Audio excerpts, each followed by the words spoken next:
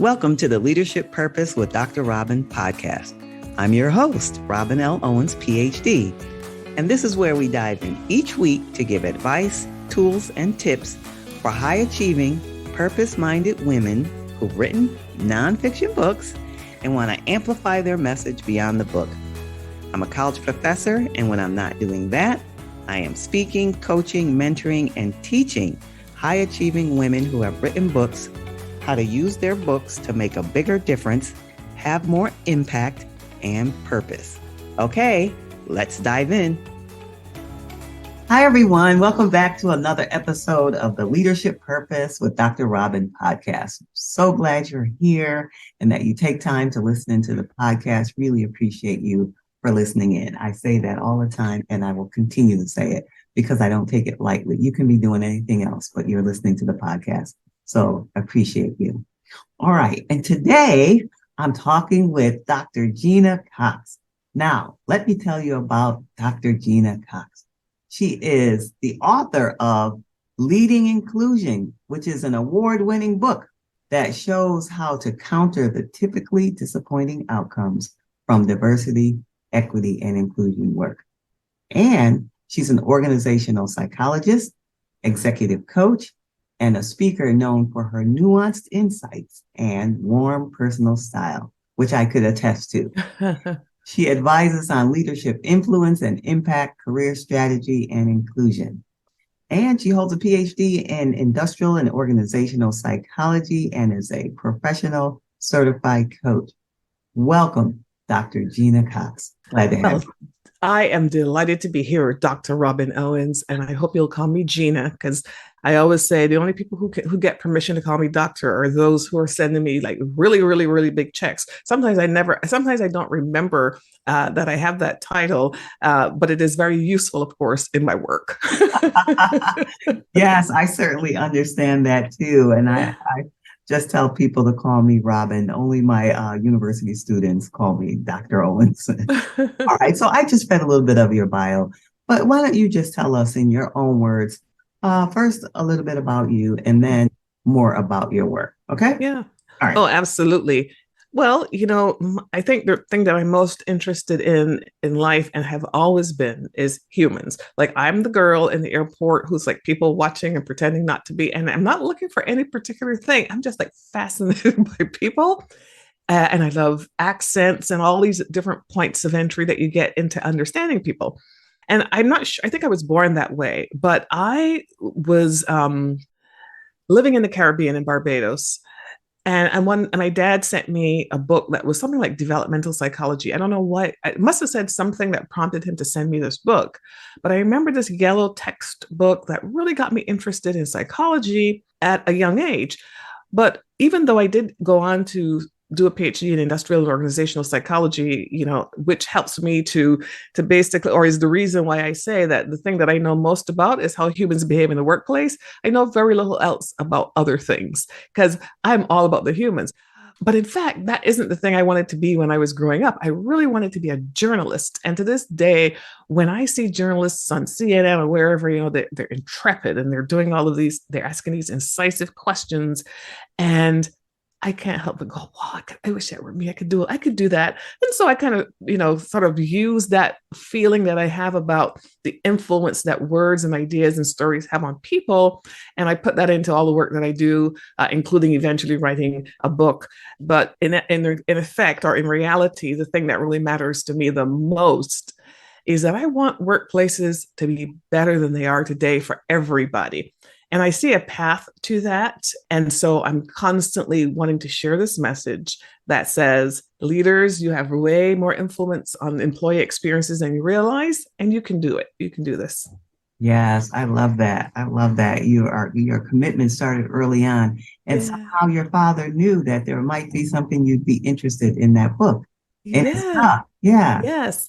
Yeah. And I must have said something to him along the way about it. But actually, it's kind of a reverse thing because my dad had worked in the newspaper business in England. And while he was not a journalist himself, he always said to me, don't become a journalist because they're all alcoholics who smoke too much, because he's thinking about the primarily men in those days that were in that business in the big city. And that is exactly what they did at the end of every day. They went and sat in a bar and smoked and drank, I guess. Yeah. And it sounds like you have an inner journalist in you if you just enjoy people watching, because I imagine that's Yes. part of the journalist, Love it. observe and tell the story. So Yes. it sounds like it's in you and you found a way to incorporate it in your work, which is Yes. fascinating. Luckily so. Yeah, that's really good. All right. So tell us how you came to do your work. We know it started with your father, let's say. So, but tell us how you really came into the work that you're doing now. Yeah, so it did start with my dad in that sense. But I didn't know anything about organizational psychology until I met a woman when I was an undergraduate student. And her name is Dr. Galen Peralt. She's now deceased, but she was a PhD in social psychology from the University of Michigan. And she had studied at the Institute for Social Research at the University of Michigan, which is a renowned worldwide, globally renowned organization for teaching social research. And she said, Gena, I'm going to tell you some little insider information about, if you're thinking about going to graduate school, do this, but don't do that. Do this. And so she started sharing with me all of the lessons that she had learned about what it would take for me to really have the kind of influence and progress in the career that I had just started to explore. And it was she who introduced me to organizational psychology. That's why I did the master's and then eventually a PhD. But in doing all of that work, all those studies and so on, the one thing that was real clear to me early on in my academic training was that I wasn't 100% fitting into the box of PhD psychologists, organizational psychologists in the United States, because you kind of have to you have to choose a path, an academic path, which is what your major professor really wants you to do, or an applied path. And I really wanted to do the applied path, but I had to kind of keep that kind of low key because people were never really encouraging me to do that. But I knew from early on that what I really wanted to do was to use all these ideas and principles to really make a difference in the day-to-day lives of people in a real practical sense. So the first chance I got after that PhD, I just skipped Dodge and I was on my way into working in corporate America.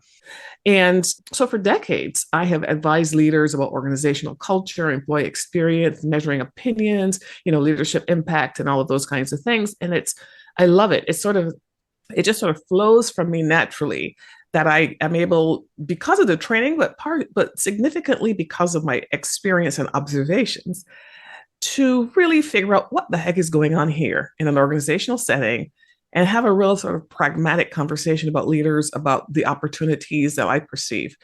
So that is really the way that I think about the work that I do and how I got to this thing where I often felt like I was looking down on workplaces as I was advising leaders because I could see all of these dynamics sort of playing out. But on a parallel path, Gena herself was not having a good experience. Oh, No, for many years in corporate America, I call it being a fake, a fraud, and a phony, meaning I would show up with a poker face of like, ta-da, all is well, get the work done, keep quiet, do the job, show up, work hard, da-da-da, all that stuff. But I often was finding myself in situations where it was a struggle to feel that I was getting access to the opportunities that I wanted, or that the pace was fast enough. I mean, there were just always little weird things happening. And so for my entire career, I always wonder what would I do with that? What would I do with that? How could I use that knowledge, those insights? But I didn't do anything about that until George Floyd was killed. And when he was killed, I woke up that day, like the next day or however, very soon thereafter, I was like, Gena, well, what are you going to do to be part of the solution? Because you have some ideas about these issues in the workplace context that you've been holding on to, not doing anything with. And so that really was how I eventually got to the point where I even started to talk more about inclusion, which had never really been a primary focus of mine. It was always, as I said before, more at the organizational level. So anyway, that's a little bit about that. yeah. I mean, it's fascinating how you were on a path and then how life situations then get your attention to put you in the direction that brings it all together. Sounds like absolutely. Yeah. That's fascinating. So tell us about the book. Tell us again the title, and then tell us basically the main message or the premise of the book. Yeah. So the book is called Leading Inclusion, subtitle Drive Change Your Employees Can See and Feel. Very, very specifically chosen words, because I don't really believe there is such a thing as diversity, equity, and inclusion, meaning like in the sense that you put it in a box, you put it over to the side, and only people who look like me or other traditionally disadvantaged groups of people get to open that box and have to fix the problems in that box, and nobody else has to be bothered. Because I don't believe in any of that. So I really believe that inclusion is nothing more than leadership of the 100%, which is not what we train our leaders to do. And so the book is called Leading Inclusion for that reason. And particularly because I wrote this book for executives who I had learned from working with them directly were terrified of tackling issues related to inclusion and had, after the death of George Floyd, been sort of sold, the recommendation that they do two things. Number one, hire a chief diversity officer, and number two, do bias, reduction training or something with the word bias in it. And so for like a year and a half, those are the only two things I ever heard discussed, especially those were the two things that everybody ran headlong to do. But I also knew that those things weren't having an impact, not the desired impact. And the reason they weren't was because they didn't have they were like ad hoc things thrown into an organization with no foundation, no carpet, nothing under there, right? So the subtitle, Drive Change That Employees Can See and Feel, is to remind those same executive leaders that the outcome that they really need to measure and think about when they want to know if they're being successful is not that they just hire more people of color or whatever, but whether those employees in the organization, what will they say their day-to-day experience is, and is it good, and has it changed if it was bad? And that's really what matters, what I see and what I feel. So that's a little bit more about that book. But I wrote it with that audience in mind. That's the audience for which the book is written. But I actually wrote it for my daughter and for other people who look like me and like my daughter, because workplaces have got to do a better job of making sure everybody can thrive. Yes, yes. I love that, how you have both the direct audience and also the people who are coming into organizations like your daughter. Yes. Yes. What would you say is your greatest, because now I'm thinking about you and others, like, and when I read your bio, you're wearing different hats, so to speak, right? You have different roles. So now I'm speaking to the author part of you, your identity. Yes. All right. So what would you say is your greatest challenge as an author, or was your greatest challenge either through publishing or promoting or anything related to being an author? I would say two things. The writing part of it is always a challenge. And with that, it's always, for me, it has always been just the clarity of communication. I would go so far as to say I didn't know what my book was about until after the book came out. Because as you and other authors who are listening to this conversation know, you struggle, you put your ideas together, you carve it into this thing, and it's that thing, but it is so many other things, especially to those who will read it. And so it's been fascinating to see that. But I think the writing, the clarity of the writing, and then the second thing is the marketing of not just a book, but of the book within an ecosystem of the context of which that you're trying to influence. I mean, it's not just the book. And so marketing, because it's not something that organizational psychologists are taught, nor are authors effectively taught, I think that's been the biggest challenge. Yes, it makes sense. And you're right. Because of the different roles, we're kind of trained in one or two aspects of the roles within our lives and work. Yes. So on the other side, what would you say is your greatest joy then? This is one that's easy, Robin, and I bet you hear this all the time. So I came back from a trip to California a couple of days ago, yesterday, day before, can't remember, and I was exhausted. And I remember thinking, oh, Gena, maybe you shouldn't have gone away for so long, and you should have done this, and you should have done that. And then I opened up my LinkedIn, and someone who I did not know, a complete stranger, had written a very positive post about my book on LinkedIn.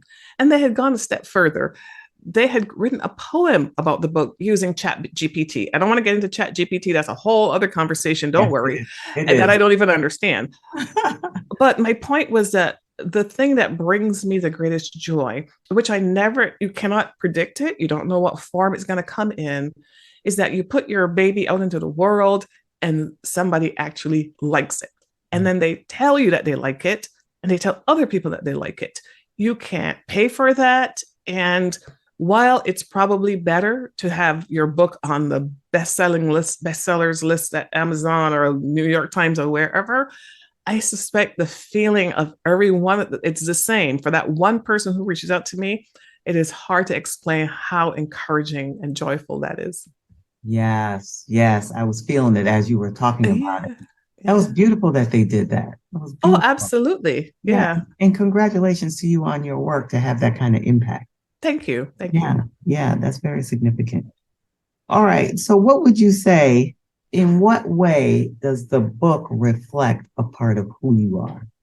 Well, I mean, I don't know. It reflects who I am in every possible way. And that starts with the design of the cover of this book, which has butterflies on it, which were not my idea. They were the idea of the publisher. However, when I said to them, I want someone who picks up this book and starts to read it to say, this is a book about inclusion, and the author is herself inclusive, is thinking about how she can bring people into the conversation. So even the cover was designed from that perspective. But I think more significantly than the design elements and those sorts of things about the book, the whole message of this book is about the thing that I care about the most, which is that I don't want another person walking into a corporation full of high hopes about all the things and the dreams that they have about what they might accomplish, regardless of what job they're in, only to discover that the thing that is the hardest, the biggest barrier to getting to that thing are these misperceptions that people often project onto you when you show up being, LGBTQ plus or heavier than most people in the group, or taller or skinnier, or whatever the ways are that you vary from whatever somebody thinks the norm is. And yet it is such a powerful thing that happens every day. So the book is really me telling, sharing not just facts from psychological science and from business experience, but also stories, because I am convinced that leaders won't change anything that they do today if they don't have some kind of an emotional connection to it. And so the book, I try to do with the book what I try to do with every other communication opportunity, not just share facts and figures and so on, but clarify the experience, the feeling that people have when they're working in these situations. Yes. And yeah, because feelings to me are at the heart of everything. Everything. But Everything. that's not how we run businesses. We don't like to talk about it. No, no, we think somehow it's at a higher level of effectiveness if we don't. Right, I right. think the opposite is true. All right. So, you know that, well, maybe we haven't talked about this. I don't know. This podcast is for what I call purpose minded, high achieving women who have written nonfiction books and they want to make a difference. And as I mentioned to you earlier, we often wearing different hats and have different roles. But I want to speak to that author identity and role. So, based on your experience, either professionally or personally, any expertise, wisdom you have to speak to that woman that I just described in any area of her life or work. Yeah, I would say that I had wanted to write a book ever since I read, a, as a teenager, one of Maya Angelou's books. So I always wanted to write a book. But what I realized is I never could write a book until I had a big why, a purpose. So you talk about purpose.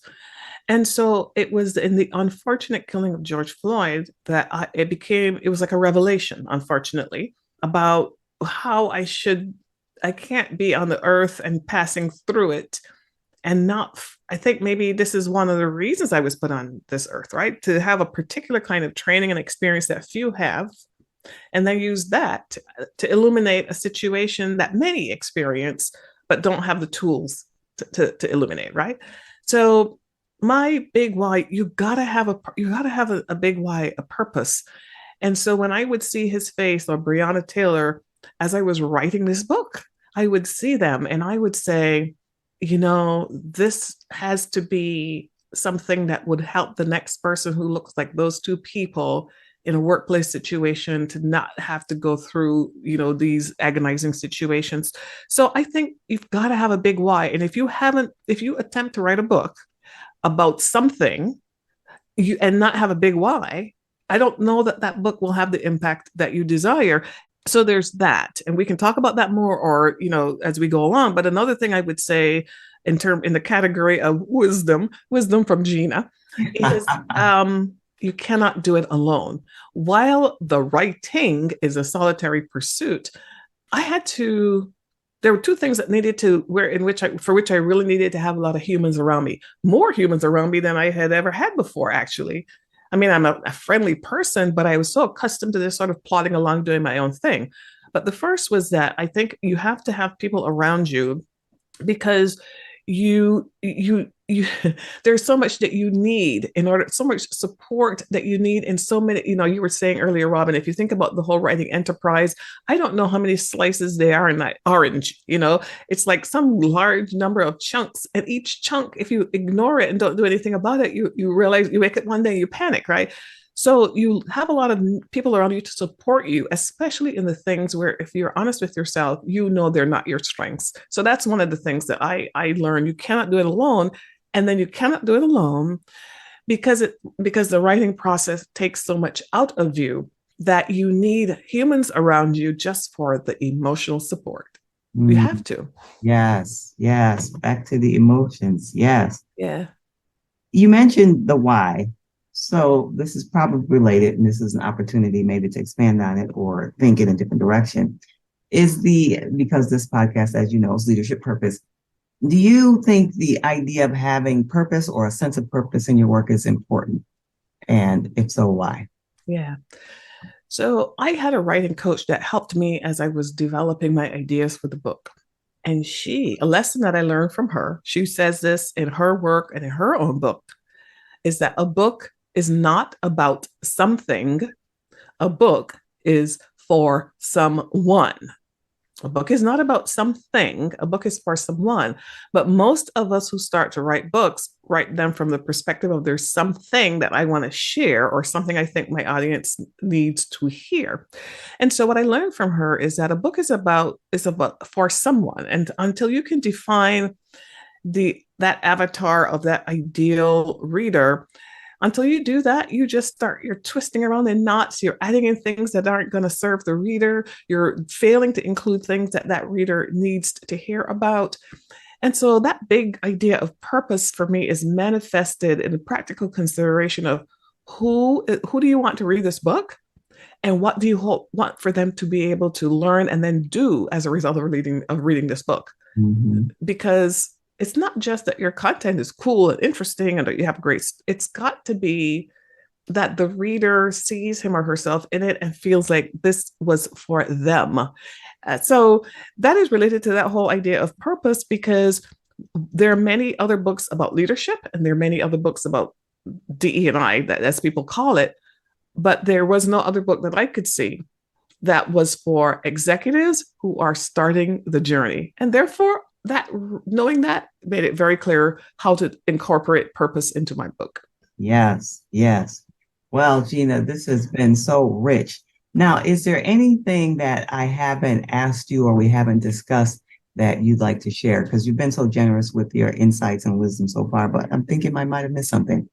Yeah, there's one thing that I've learned, and I hope this is helpful for others who haven't yet learned this, which is that the craft of writing and writing a good book is one thing, but it is in the business of publishing or the writing, the publication business, or whatever the right word is, it is in the trade where you're going to kind of figure that you will encounter your biggest challenges. So I think everyone who's writing a book ought to carve out some time to learn a little bit about the business of publishing, in the sense of really understanding how books make money, and then therefore what role you can play in supporting your own book more effectively. And I think that that's something I never anticipated before I wrote a book. I didn't think anything about it. But the truth is, I would never sell another book if I don't every day do something to support, my own book. And that's because I understand a little bit more about the business than I did before. Yeah, that's really golden, because once the book is here, you want to get it out. Yes. Part of the point of it. Well, I'm guessing that there are people who are listening now saying, how can I hear more from Gena? How can I be in touch? So where can they contact you? Yeah, I would say the easiest thing to do is to go to my website. It's www.genacox.com. And my name is Gena, is spelled with an E, GenaCox.com. And you'll learn more there about me, about the book, about the work that I do. I'm also on LinkedIn, Gena with an E, Genacox on LinkedIn. And I love communicating with people in social, on LinkedIn, not in general on social, but definitely on LinkedIn. Oh, that's wonderful. That's wonderful. And we'll be sure to put those in the show notes so people Thank you. get in touch with you that way. Dr. Gena Cox, I will say. As we conclude, I will put your title on there and say, Dr. Gena Cox, thank you so much for spending your time and sharing your wisdom with us today. I really, really appreciate it. Oh, this has been a great experience. And actually, I hope I can continue this conversation at some point in the future if we ever find the thing that you want to talk to me about again. I loved it. Oh, that would be great. That would be fantastic. Okay, everyone. And if you want to reach me and you want to have more information about me, you can find me on my website, robinlowens.com, robinlowens.com. And like Gena, I'm on social media, but primarily on LinkedIn, where you can reach me at Robin L. Owens, Ph.D., Robin L. Owens, Ph.D. And if you are an author and you're thinking about amplifying your message beyond your book, and you've been thinking about turning it into a course, I have a free training that will get you started with that at my website, createmasterfulcourses.com, createmasterfulcourses.com. And so now, until next time, this is Dr. Robin. Thank you for tuning in to this episode of the Leadership Purpose with Dr. Robin podcast. If you enjoyed it, head on over and rate and subscribe so you never miss an episode. New episodes drop every week, and I can't wait to hang out with you again soon. Meanwhile, this is Dr. Robin signing off. See you next time.